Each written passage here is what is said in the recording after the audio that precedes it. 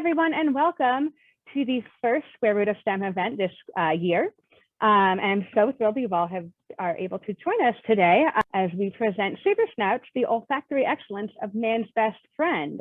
So we are with the Center for Excellence in Education. For those of you who don't know about us, we were founded in 1983 by Duane DeGennaro and Admiral Rickover, father of the nuclear navy and civilian uses of nuclear power, with a mission to nurture high school and university scholars to careers of excellence and leadership in STEM. And we offer three programs for teachers and students in the United States that are free of cost to anyone who's interested in joining, which are the Research Science Institute, the USA Bio-Olympiad, and the Teacher Enrichment Program. Today, we are super thrilled to have Dr. Cynthia Otto, Director of Working Dog Center at the University of Pennsylvania, Alex Reeb, TSA Instruction Systems Specialist, and Andrew Hotinger, TSA Headquarters Canine Coordinator, presenting today. And with that, we can go right to Cynthia. Great. Thank you so much. It's wonderful to be here. I love talking about dogs and about the science that is behind these incredible creatures and the things that they can do. So this was me a really long time ago and kind of going in the wrong direction from dogs, but dogs have always been part of my life. And I think that they have really influenced a lot of my career paths. This is me just recently. You can tell with the COVID mask on.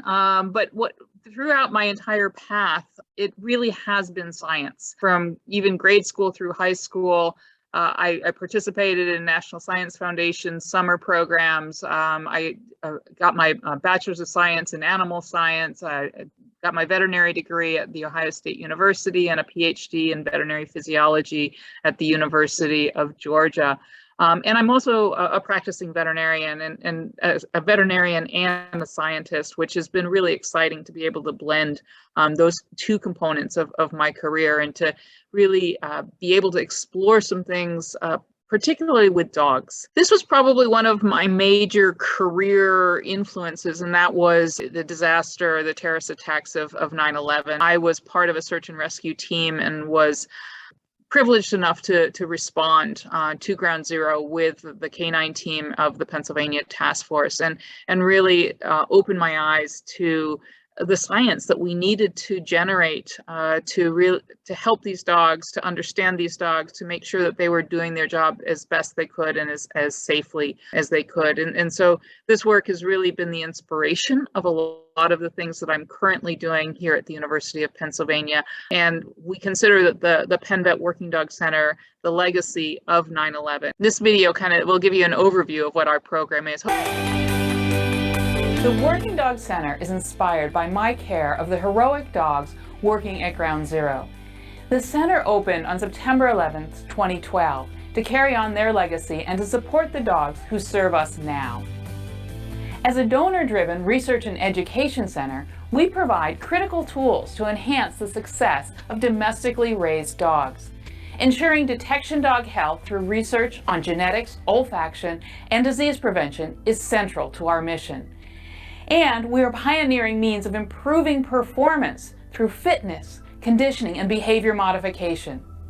Throughout it all, our training methods rely on the use of positive reinforcement. As part of the University of Pennsylvania, we take our commitment to education to heart. Every person and dog that works and trains at the center is immersed in a powerful, inclusive, educational culture based on learning and growth. We also collaborate with other programs to advance knowledge of working dogs through the exchange of important ideas and valuable lessons. Our overarching goals are to provide the tools and knowledge to enhance the health and performance of all working dogs and to strengthen their relationship with their human partners. Simply put, our dogs save lives. They are trained to rescue victims of disasters, detect explosives and narcotics, serve and protect our communities, and even sniff out ovarian cancer. Our dogs start their education with general foundations, or as we like to say, their liberal arts degree. Our trainers serve as career counselors, helping to determine the best major for each dog's future. And as a research organization, we record, document, and measure everything so we can refine and share it broadly.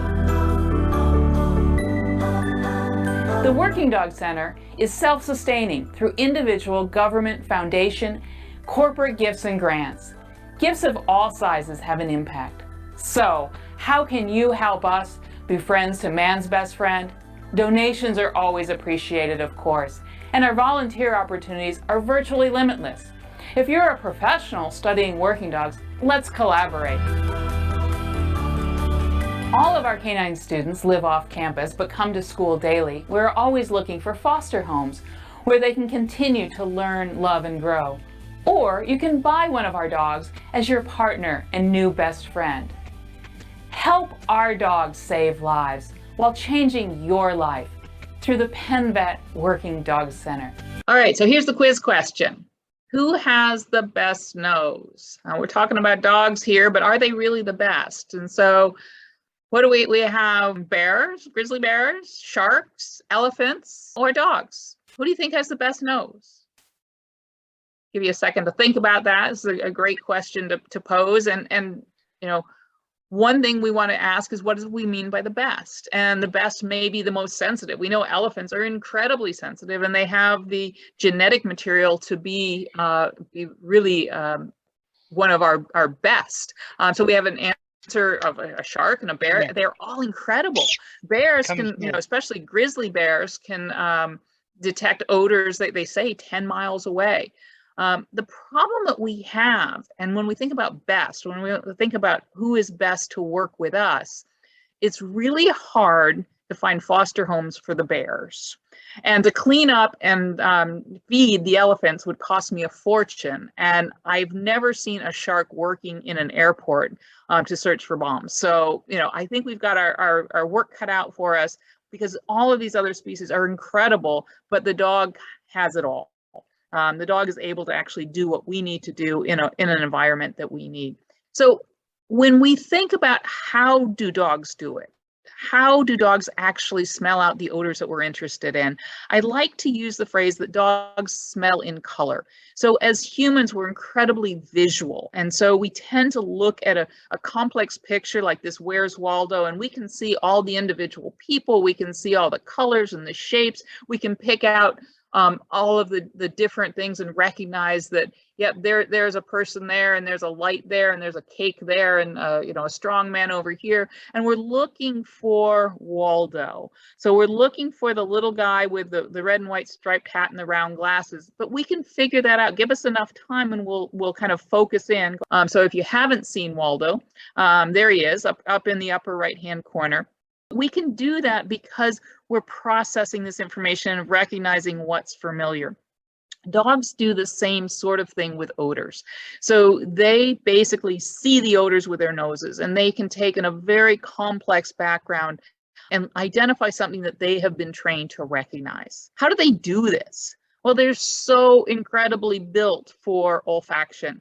Their anatomy, their genetics, everything is really designed to evaluate and process the world through their nose. Just even their nose and the way it's designed, that they can take in air through their nostrils and kind of blow it out through the sides. When they breathe in, a portion of that breath is actually directed to the olfactory epithelium. This is the area where all of these olfactory receptors are stationed, and they're capturing these odors and processing that information and sending it to the olfactory bulb in the brain, which in the dog is, you know, huge. It's so much larger than what we have in humans. And then the big thing that really sets the dog apart from some of our other species is that processing and that cognition and their communication with humans. The fact that they will tell us what that information is, because cats are also really good, but they don't like to tell us necessarily what they're finding, whereas dogs are very much willing to work with us and tell us what they're finding.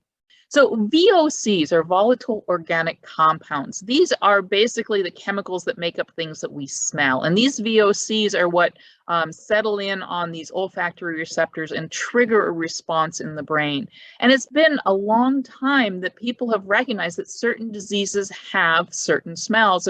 And really, you know, probably back in the early days of the Greeks that were thinking about early medicine, they were using odors, and using that to diagnose diseases, recognize different problems. And I think we've lost a lot of that in our modern day, but dogs can actually help us to rethink what that is. And so one of the areas that we work on that's been really exciting and interesting are looking at those smells of diseases, or the volatile organic compounds associated with disease.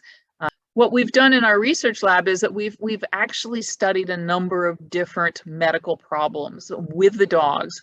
And the first one that we started to explore was ovarian cancer. And ovarian cancer is a huge problem.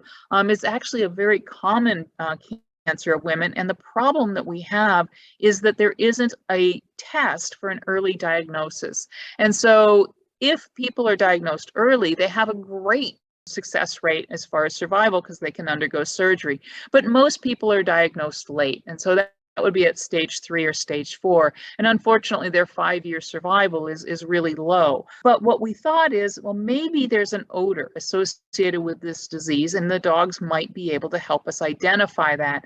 And indeed, we have been able to train dogs on blood samples from patients with ovarian cancer and compare that to patients with no cancer and patients that have a benign condition of their ovaries, and the dogs can tell us and identify which ones have the cancer. So it's very exciting, and it's certainly something that we're working with some researchers in the physics department to convert this into an electronic sensing device that might actually be eventually used in the clinical situation. Another area that is important is bacterial infections. And we know that when you have a total hip replacement or a total knee replacement, there's a chance that you could actually have an infection associated with that that's called a biofilm. These biofilm infections are kind of like slime, and they're really difficult to diagnose because they tend to be encapsulated, which means that they hide under a blanket of the slime. And so typical cultures are not as good as they are for other types of bacterial infections. And what we found is that there is an odor that is produced by the bacteria, and the dogs can recognize this odor, and they recognize it in biological samples, either blood samples or even tear film from animals and people with these bacterial biofilm infections. So another exciting area where dogs are helping push the boundaries and helping drive the development of other methods that they can use for use in the hospitals for diagnosing these. With us, these dogs are really serving as a proof of concept. We don't anticipate that they'll actually be working in the hospitals. We are also very interested in animal health. And so one of the diseases that we have been working with is a disease caused by a prion. So these misfolded proteins, really crazy sorts of diseases. And we know that there's the disease called BSE, or bovine spongiform encephalitis, which is something that we're really concerned about as humans being able to contract it. In deer, they have chronic wasting disease caused by a prion. And at this point, we don't think that people can contract it, but we're not sure. And what we're doing, and we have successfully done, is we've actually trained dogs to recognize the smell of deer that have this disease. And we use actually fecal samples or scat samples to train the dogs. And that way they'll be able to go out into the fields and identify if there's a field that has deer that are positive for this disease. And so we're very excited about that. We've just completed our proof of concept, and we'll be moving on to training some dogs to work in the field.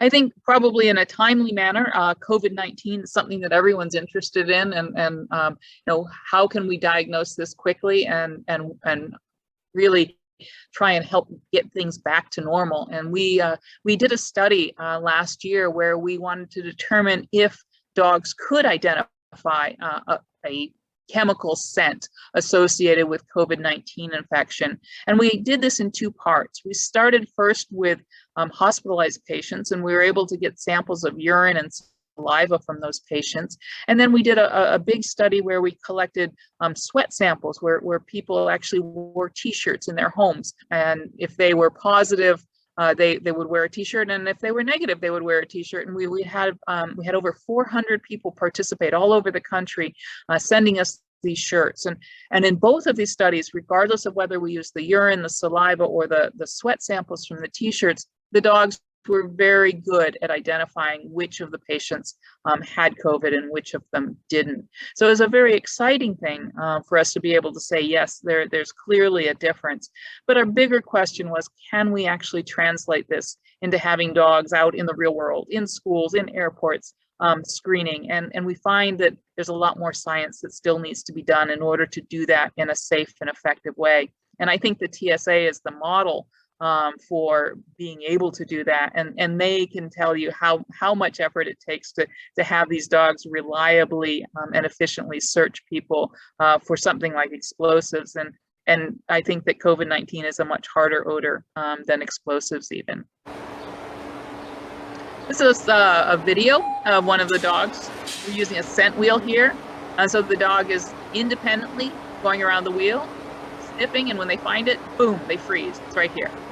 So this was one of the urine samples, and so when they get a reward, they get food. So we had 8 dogs in this study with the urine and the saliva.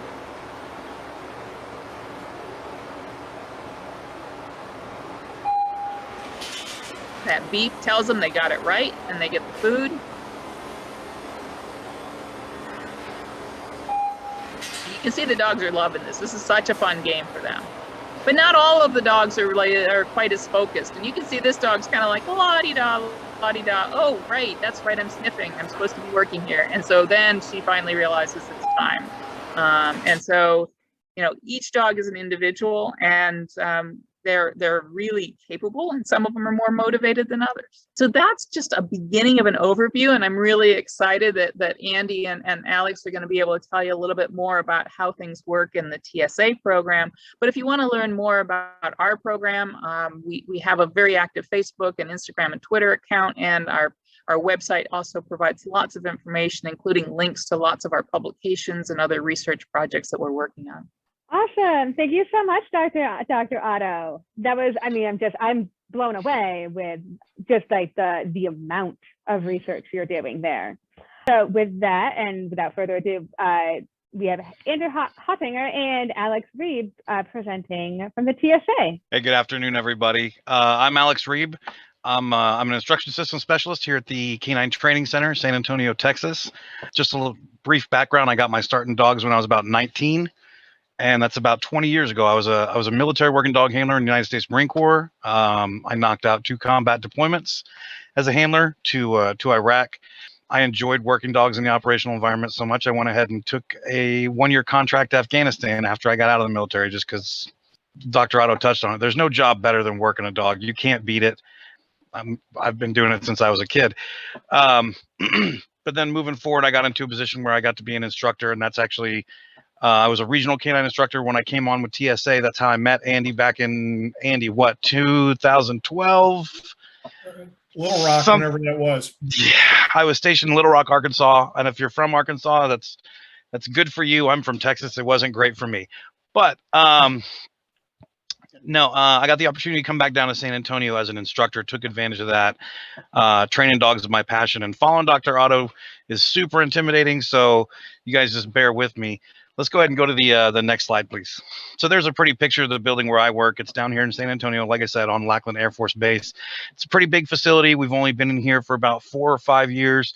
We do have 7 classrooms. We have space for 95 employees. The really cool part about that is we have 126 employees. So most government thinks we've gotten a little big for our britches down here. We do have a large auditorium. We do have kennels, and those 2 that they say are in construction actually just got finished. So we can house up to 300 dogs in any phase of training while they're down here at the Canine Training Center. We've got 17 indoor venues that replicate varying types of transportation systems, right? We've got rail cars, light and heavy, and the difference is only homeless people sleep on light rail. That's a joke. Light rails like your subway, your L train, they're your regular commuter trains. Heavy rails are going to be your Amtrak with the sleeping and the eating cars and the dining cars and whatnot. We actually have simulated aircraft. Some of them have first class and economy seating. We've got a simulated wide body that would be an international flight. We've got simulated luggage areas. You name it. We've got 2 simulated terminals. We've got all kinds of areas down here, just trying to expose the dogs environmentally to as many different things, making sure we've got the best candidate working out there in the operational environment. Andy's going to talk about that operational stuff. That's not what I'm all about. So we're going to talk about trainer essentials, right? Dr. Otto talked about how amazing these dogs are. I'm going to talk about how we trick them into doing what we want them to do. And I'm an education major. I got both my degrees are in education. And like you guys, if you understand early childhood education, you can train a dog, because training a kid is like training a dog. In fact, I would say dogs are a little bit easier because they don't talk back, right? But the 3 essentials you need when training a dog are knowledge, patience, and practice. And when I say knowledge, I mean you have to have an understanding of the principles of conditioning, the science behind manipulating that behavior, and what drives the behavior you're trying to manipulate.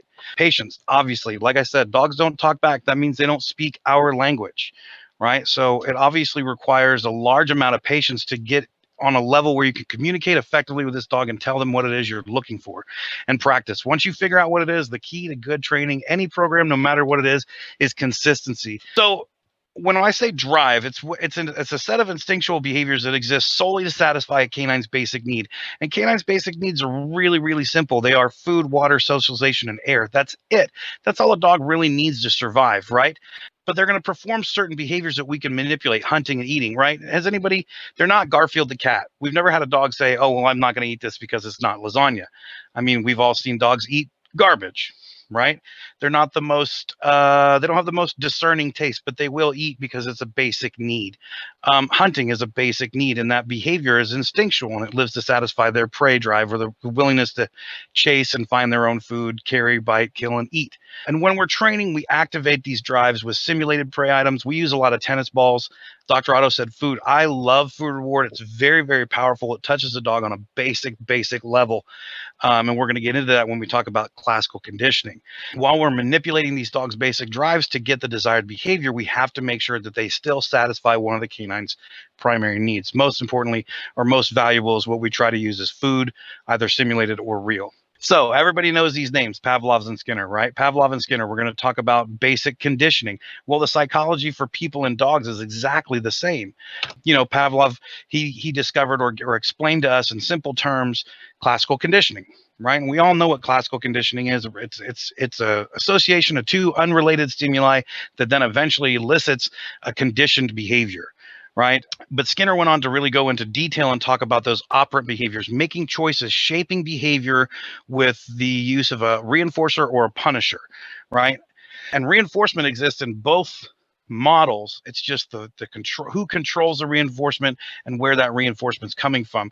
Behavior is going to be changed in the environment either by the events surrounding the reinforcement or the stimuli associated with the reinforcement. So that's why we have to be very careful and very consistent. That ties back into that practice. In Dr. Otto's video, you heard the beep. The beep tells the dog, hey, you're correct. You got it. That dog knows, when I hear this beep, it's chow time. I'm coming to get my food because I did exactly what mom or dad asked me to do. So that's the association we're looking for, and that positive reinforcement is tied into that reinforcer, the food, which ties back to that basic need or drive, right?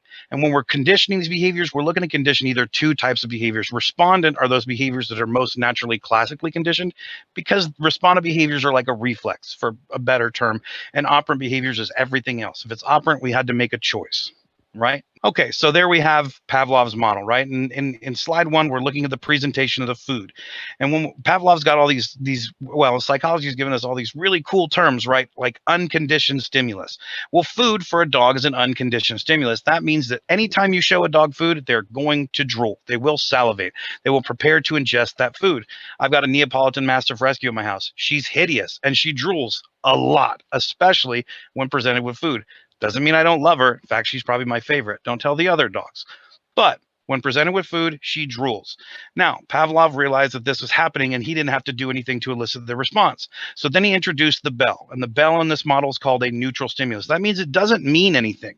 Initially, the dog sat there and was unimpressed by the bell. And I'm sure Dr. Otto will tell you, initially when they started beeping that tone, unless it was immediately paired with food, the dogs weren't paying that much attention. Right? And in that phase of training, we call that loading or shaping, chaining. There's a bunch of different terms, but essentially, it's the clear association of this stimulus and the unconditioned stimulus, right? The neutral stimulus that means nothing, and the unconditioned stimulus that makes something happen just because the dog knows it's awesome. And through that consistent pairing, what we get is the creation of a conditioned stimulus and a conditioned response. Conditioned is just a really, it's several steps above training, right? Like, don't get the if your dog is trained, that's great. That means they're going to respond to commands and there'll be some consistency there. But if your dog is truly conditioned to a behavior, that means they have lost the ability to choose not to respond, right? Because through successful association and pairing, this dog now fully believes in Pavlov's model that every time the bell rings, it's going to be accompanied by food. So then what used to happen naturally with food has now been replaced by the bell. A completely unnatural stimulus that meant nothing through association has taken on the powerful meaning of what the dog is expecting as a reinforcement. Okay, and that's classical conditioning in a very small nutshell. Okay, so then we get into operant conditioning, and this is B.F. Skinner's realm. And B.F. Skinner's got all kinds of, the difference between Pavlov and Skinner is that they had video cameras, and there are super cool videos about Skinner. There's a TED Talk called The Crow Vending Machine. Watch it. It's amazing.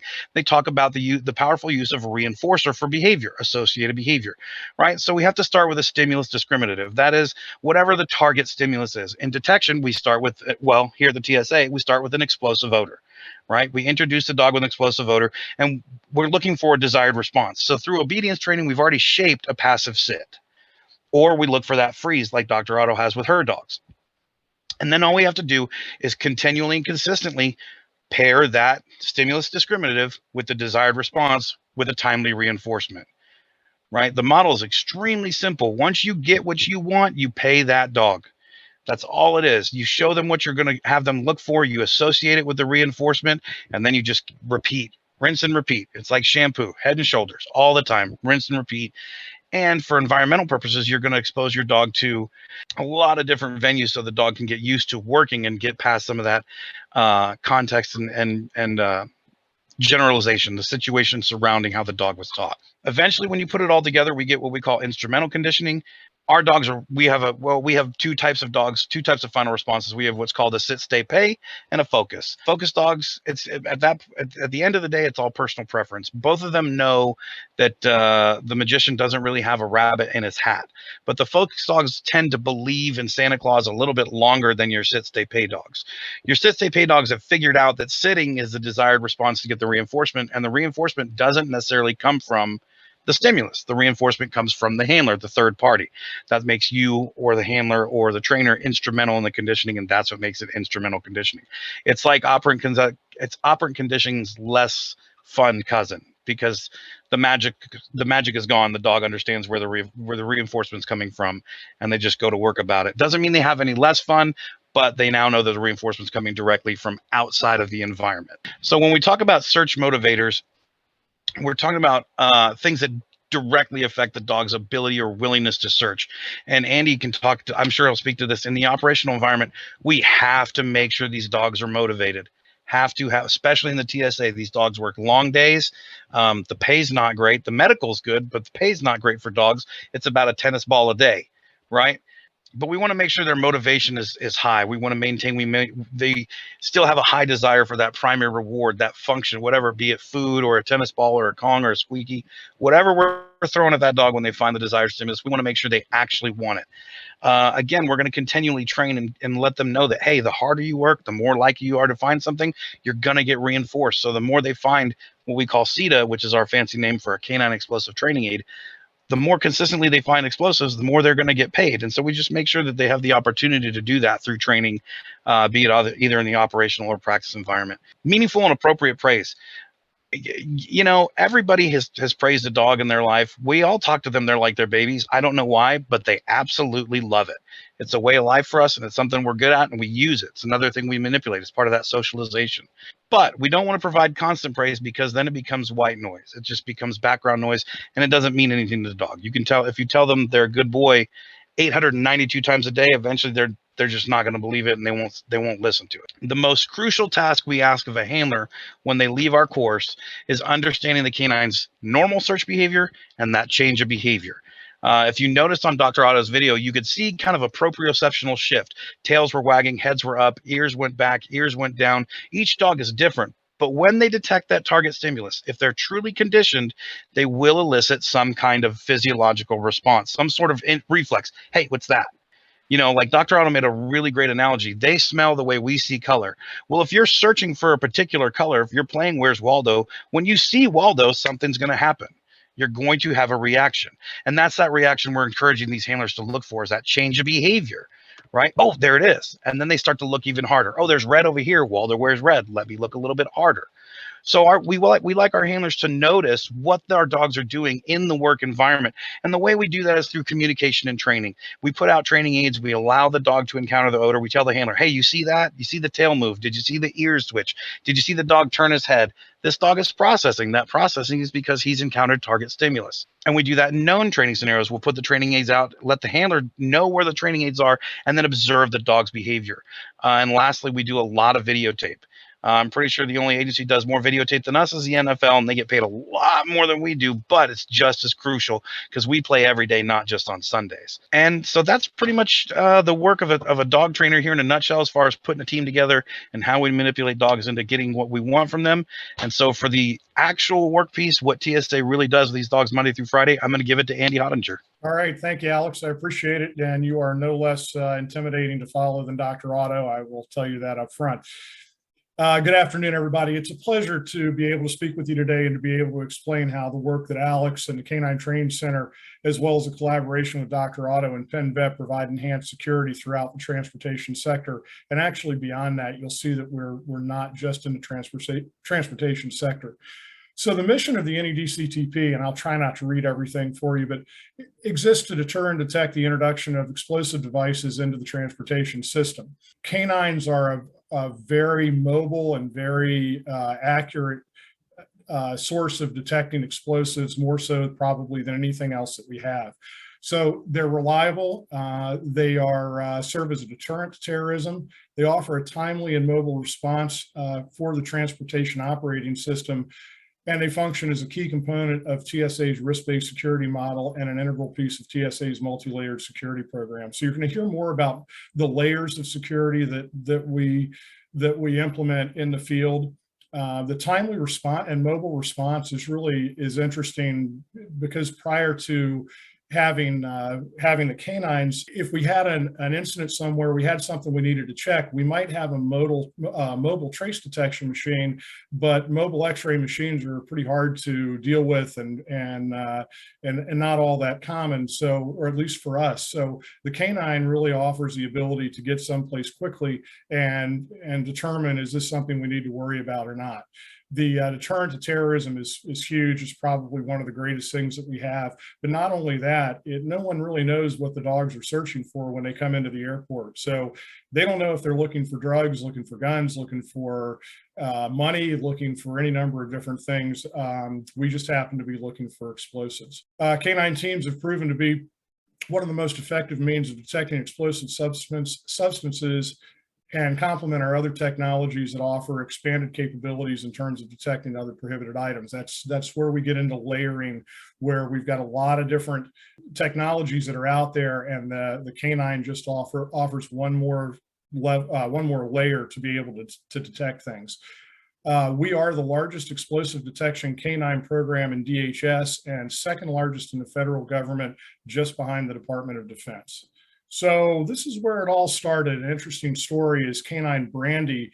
On March of 1972, a TWA jet bound for LA from JFK was contacted in flight shortly after they got off the ground and told that they had a bomb on board the aircraft. The aircraft returned to JFK where everyone was evacuated, and a bomb sniffing dog named Brandy was brought on board to search, and she found the device 12 minutes before it was set to detonate. That same day, then President Nixon directed the Secretary of Transportation to use innovative means to combat the problems plaguing civil aviation, which led to the development of the National Explosive Detection Canine Team Program, same name as we are now, but then under the FAA. So again, timeline 1972, the NEDCTP was created under the FAA. In 2002, obviously after 9/11, it transferred over to TSA.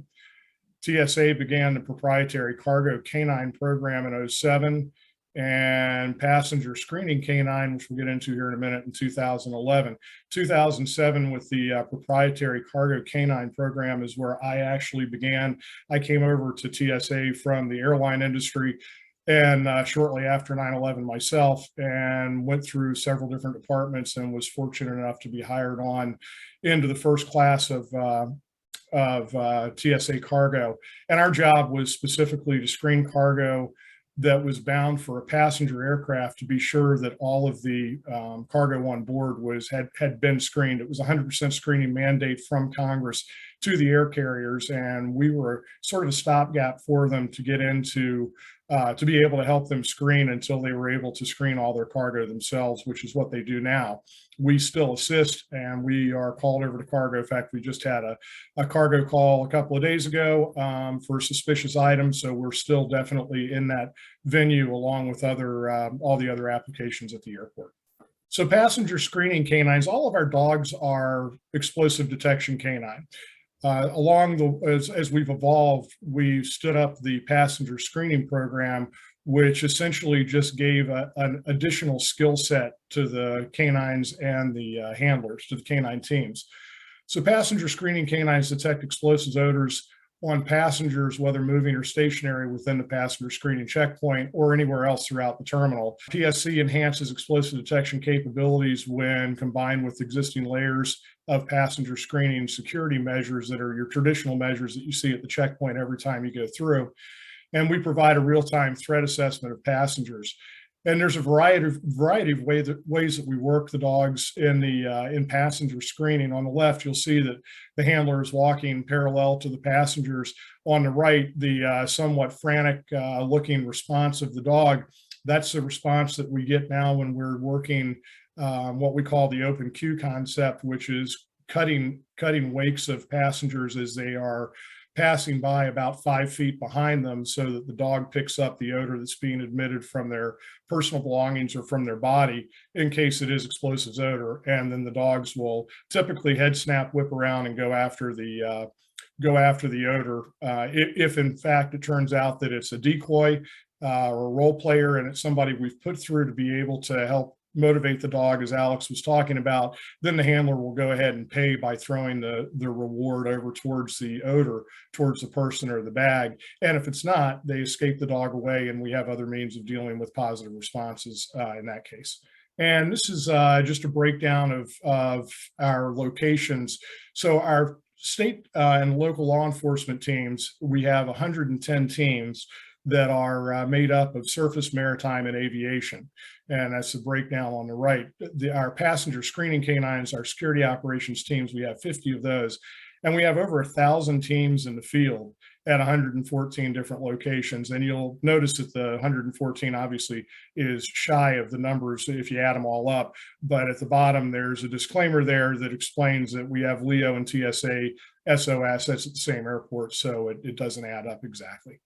So again, you've heard us talk about the layers of security with regard to TSA operations, and this is essentially a synergistic approach to safeguarding our areas of operation by providing a level of security at as many different points as possible where a potential threat may exist. Most people have no idea how many security checks they undergo as they enter a transportation environment. The PSC and any DCTP provides real-time threat assessment of passengers and enhanced explosive detection capabilities when combined with existing layers of passenger screening. So again, you enter the checkpoint when you're going through security, and you may have already been through a level of security before you ever get there without even knowing it. And then while you're in there, you end up potentially having a canine go by you and screen you. And then you get to the checkpoint, to the security officers that are up front, and they have another method of screening there, multiple different layers of screening there. And then the great thing about the dogs is you may run into the canine handler or canine team in the sterile area or beyond security. It could be at the gate. It could be anywhere in the airport where you may be undergoing another layer of security even again, even to the extent that we sometimes reverse screen passengers as they get off of aircraft. And a lot of this is to deal with potential insider threat and to make sure that anyone that may have intention of doing us harm has no idea where we might be or when we might be there and the level of screening they're going to receive. So it really, when you talk about layers, it really is a force multiplier. So our modalities for where we work the dogs, and Alex touched on this with the different training areas that we have at Lackland. We have aviation, freight rail, mass transit, highway, pipeline, and maritime. Our law enforcement partners we take care of training their handlers, providing training aids to them, providing explosive storage magazines, and CTC conducts annual on-site canine team recertification. As a program, part of the reimbursements they receive are for veterinary fees, handler salaries, dog food, and equipment. And teams by the numbers, the average number of canines that complete training per year is 350, which is remarkable. The average number of canines in training at any given time is 250. Our student graduation rate is at a 92%, and canine graduation is at an 83%. So really a pretty spectacular graduation rate, and credit to the Canine Training Center for the quality of training they provide. On the right, you'll see German Shepherds, Labrador Retrievers, German Short-Haired Pointers, Wire-Haired Pointers, Vizslas, and Belgian Malinois. These are the dogs that we typically use, although we've used a lot of different breeds. We even had a dog, at least once that I know of, but probably more often than that came from the pound and was on its way to being euthanized, and they contacted the training center, and they ended up picking up that dog, training it. Over 400 canines are produced by TSA, or procured, by TSA each year. We ensure a reliable and adequate supply of canines through the Interagency Service Support Agreement with the DoD and a blanket purchase agreement with domestic stateside vendors. The CTC and the DoD go on buy trips together domestically and overseas to be able to procure the best dogs we can possibly get. TSA's Canine Training Center partners with the DoD during the canine selection process and evaluation process. In addition, another branch of the NADCTP is we have the TSA established the International Canine Security Program. And it's a formal process to evaluate and formally recognize foreign national canine security programs as commensurate to TSA. It's led by TSA's global strategies, and the Canine SP focuses on aviation security, checked baggage, cargo and accessible property. So an example is, in general, cargo that is screened overseas by a Canine SP location can be directly transferred to a carrier in the United States without rescreening. And again, we're going back to everything being screened before it goes on to a passenger air carrier. So if we don't recognize their program, then we can't put it on our aircraft in the United States until it's been rescreened.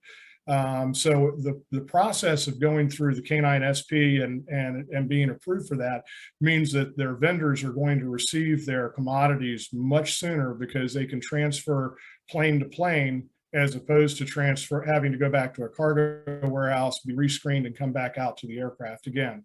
So pretty dynamic program, and we've learned a fair amount about how they train their dogs, which a lot of times is significantly different than how we train.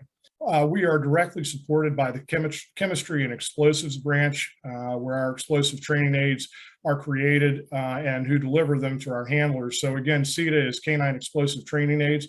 We do train on actual explosives. We have explosive magazines at the airport where they're bunkers where everything is stored. And the folks in Atlantic City are responsible for procuring the explosives, ensuring the quality of the explosives, assessing explosives for contamination. And where that comes in is when they retrieve our explosives back from us, they will check them for contamination from novel odors in the environment, as well as potential cross-contamination of another explosive odor, because we try to keep our explosives as clean and pure as we possibly can. And then they give us feedback to let us know if we need to do anything different in how we're handling our explosives, which is directly attributes to how well the dogs are going to be able to detect them and how well the handlers will be able to recognize their change of behavior. Accountability of explosives in magazines, and they oversee final disposition. So when they go back, they return them, they oversee the disposition of them. They're helping us to develop a non-detonable training aid for training aids that may be too volatile to be able to use in their normal state. And they deal with vapor characterization and headspace analysis and other chemistry, which I learned, you all may know, but I learned is just the amount of odor that gets out and is available to the dog to be able to sniff and to detect.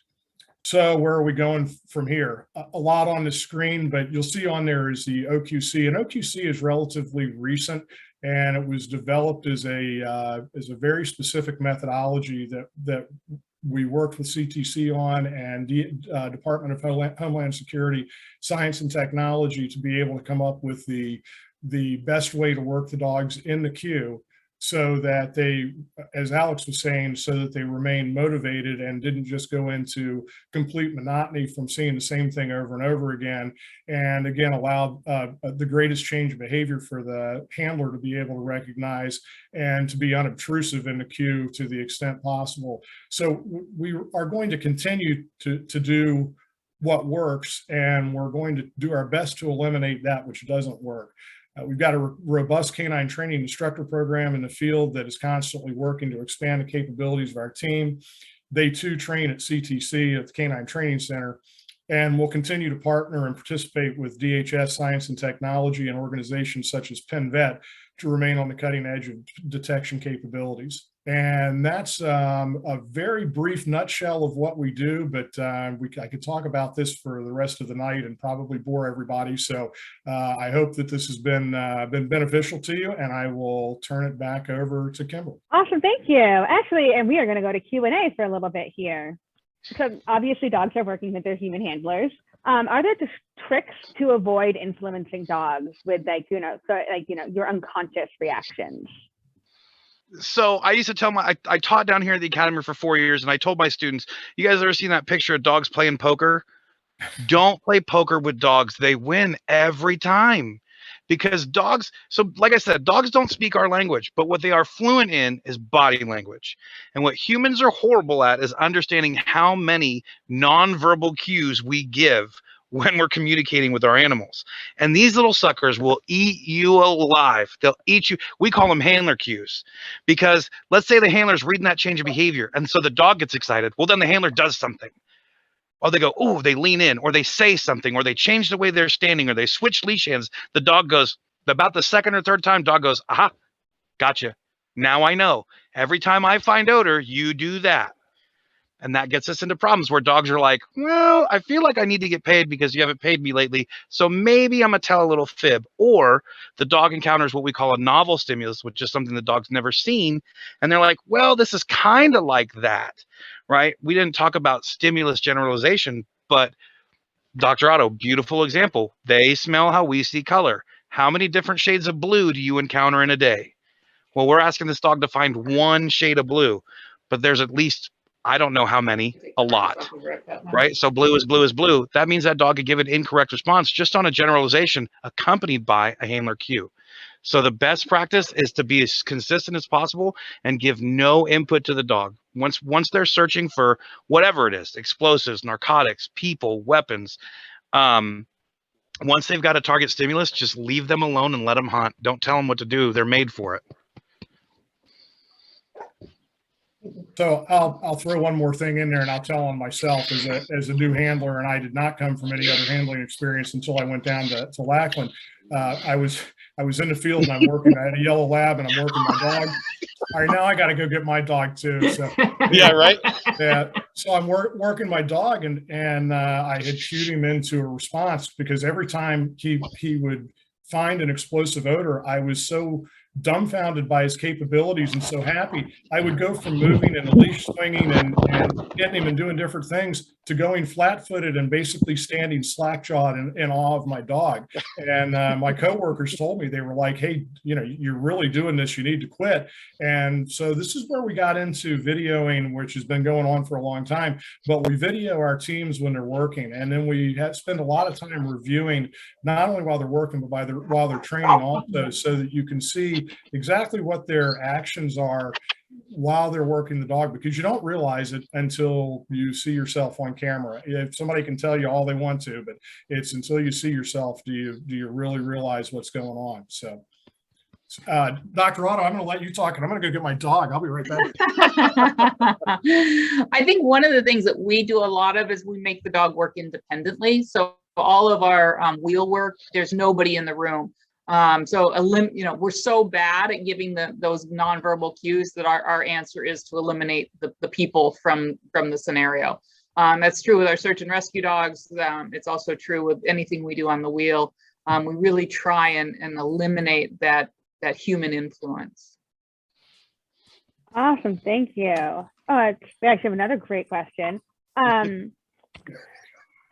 many, I guess, so like, how many different types of odors do dogs have to be trained on to be effective in detecting explosives in a typical working environment? So like, is it a small set of, like, you know, just like a small set that they're working from? That's an operational question, Andy. Yeah, so the long and the short of it is that the type of odor and the amount of odors that our dogs are certified on is classified. So we don't ever go into that. My good Alex,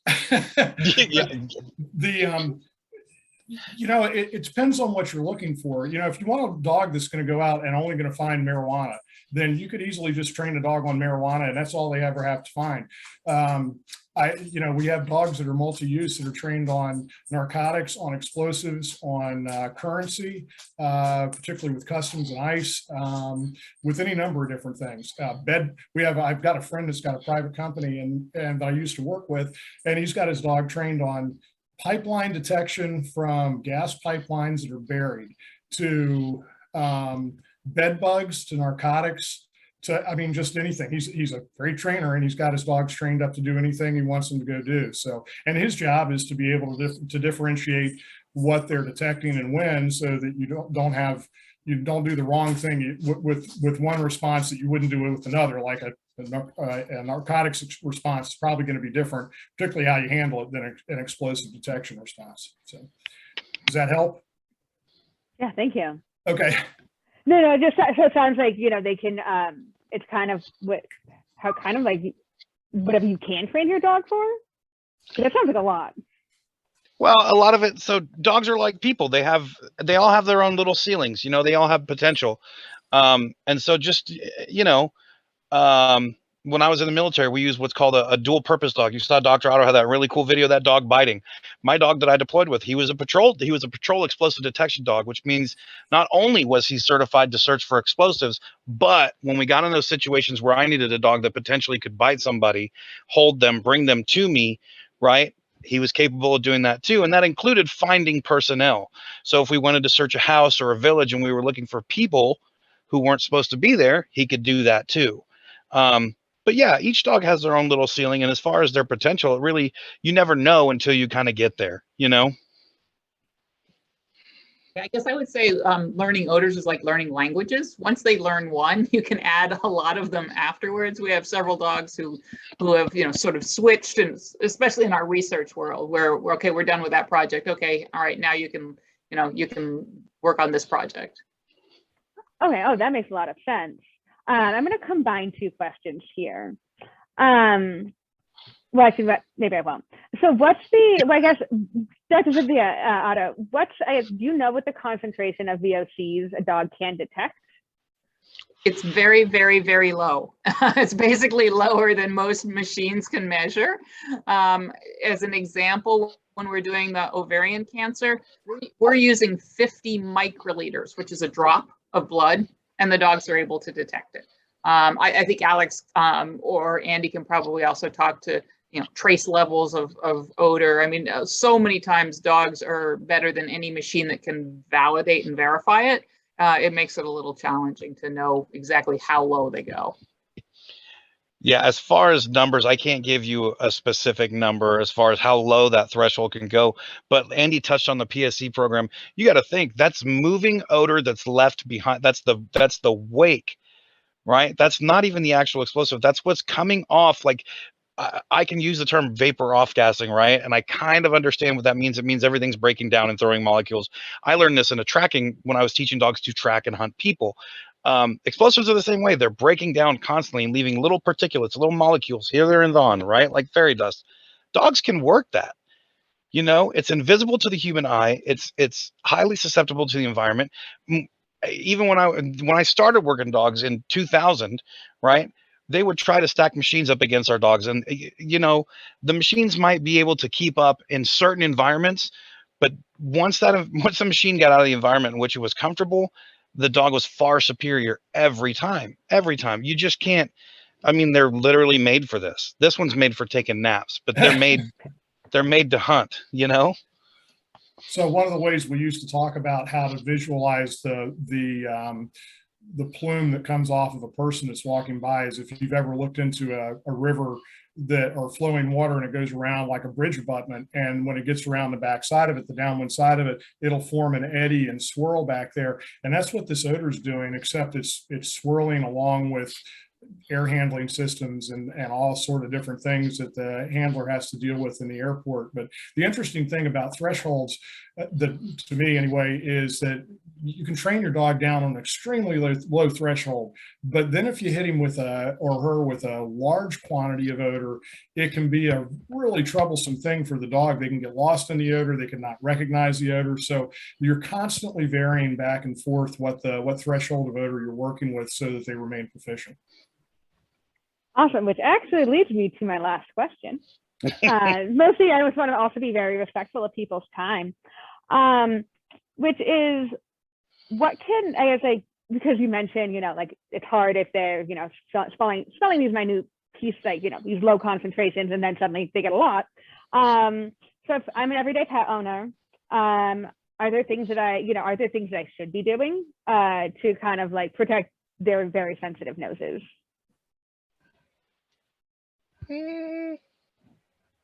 I think you need to work their noses. I think that you need to let them use their noses because it's so stimulating and it's so important for them. And if we look at the data from the dogs that worked at 9/11, which I followed them for 15 years, they actually didn't have any respiratory problems compared to the humans. So even though their noses are sensitive, their bodies are not so sensitive. And I think that having them with that mental stimulation and the interaction with using their noses is incredibly valuable. It also makes them a little tireder, which is helpful. Yeah, this guy we play nose games about 2 or 3 times a day. So this is Weller. He's mostly asleep. Weller is a foster for TSA. I know somebody said the dog's adorable. He's super cute now, but in a couple months, he's going to be way too big. And this is the only reason I picked him up is because he unplugged one of my monitors chewing on my cords underneath my desk, right? Which is what Dr. Otto's right. We play nose games because this dude will get into trouble, but he's a foster. He's a TSA puppy, and hopefully he grows up to be a big, strong working dog. But yeah, give your dog something to do. They thrive on it. They are natural born hunters. You might look at them and say, this guy's a natural. I didn't say they were good hunters. I said they were natural born hunters. There's a distinct difference, right? But yeah, any kind of and you'll just once you see those dogs, the light come on. They love, and just as simple as with puppies, I throw food all over the bathroom floor because it's tile. I can mop it. And it's easy. It's easy on them. The smell is distinct. It's easy cleanup, and it gives them something to do. They're usually busy for about 10 or 15 minutes, which is kind of nice because I catch a little nap.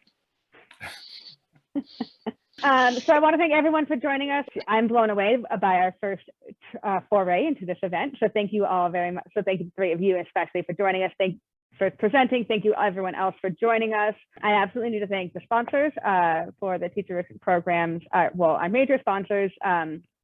We couldn't do these events for you guys without them. And lastly, we put it in the chat, but next month, November 9th, we will be doing another version of this called Changing the Game, the Technological Revolution of Sports, where we're going to start, we're hopefully talking about some of the very interesting wearable technologies that are out there for tracking athlete performance. So thank you all for joining us.